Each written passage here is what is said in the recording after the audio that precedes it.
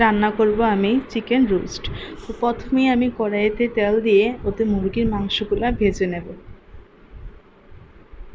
তারপর কড়াইতে আমি তেল দিয়ে ওতে এলাচ, দারচিনি, লং ও তেজপাতা দিয়ে তারপর পেঁয়াজ কুচিগুলো দিয়ে ভেজে নেব, সাথে মরিচও দিয়ে দেব। তারপর একে একে 1 চামচ রসুন বাটা, 1 চামচ জিরা বাটা, 1 চামচ আদা বাটা দিয়ে দেব। তারপর মশলাগুলো সবগুলো একসাথে কষিয়ে নেব। তারপর ওতে আমি কিছুটা কাঁচামরিচ ও শুকনো মরিচ বাটা দিয়ে দেব। তারপর সবগুলো একসাথে ভালো করে ভেজে নেব। তারপর আমি সাথে রোস্টের মশলাটা দিয়ে দেব।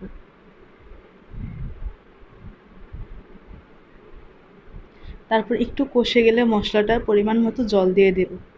জলটা দিয়ে কিছুক্ষণ ফুটিয়ে নেব। তারপরেই কিছুটা পরিমাণ দুধ দিয়ে দেব।